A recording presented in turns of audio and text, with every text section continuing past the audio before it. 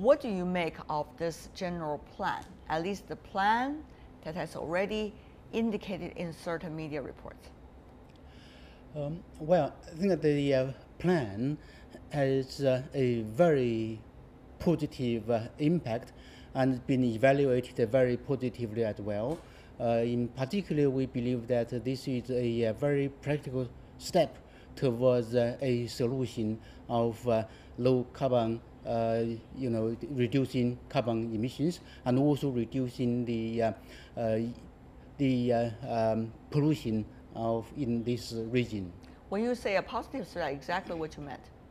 Well, exactly. That means that the peaking of emissions is already expecting, and the reduction in absolute terms will be starting, and this process will be accelerating. This is what I would like to mean by seeing positive.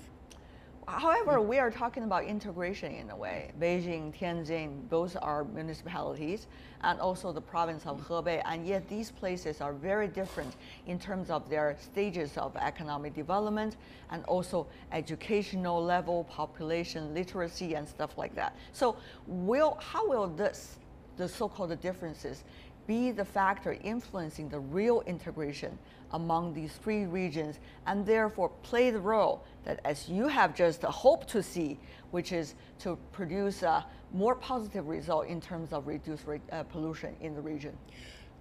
The differences mean the solutions, the possibilities, the potentials, because Beijing is more highly developed than in Hebei provincial regions, and then the relocation of Beijing's redundant or inappropriate industries and services to Hebei area, and then the Hebei area would certainly benefit, and then the burden in Beijing would be reduced. So this is a win-win solution. Let me ask you this, before you talk about win-win, water is a big problem for Chinese cities, including Beijing, Tianjin, and probably Hebei Province. Earlier during our pre-communication, we've already talked about the water issue. Hebei is not necessarily a place rich in water. When you have heavy industries coming from both Tianjin and Beijing moving to the Hebei provinces, obviously it seems that the burden is getting ever bigger in terms of pressure coming from water demand. So this is only one of those examples that challenges might be ahead. Do we have solutions for very practical challenges like these? Water is a common challenge to Beijing, Tianjin, and the Hebei province. There's no doubt about it. And then we have solutions in three aspects. One is the relocation of the heavily polluting industries outside of Beijing and the Tianjin area, so that it will be more evenly distributed. But this is not an easy or simple relocation. Instead, these industries will be more effective, more efficient, and more upgraded in technologies, and the pollution burden will be reduced. So this is one aspect. The second one, the South-North water diversion project has been in operation.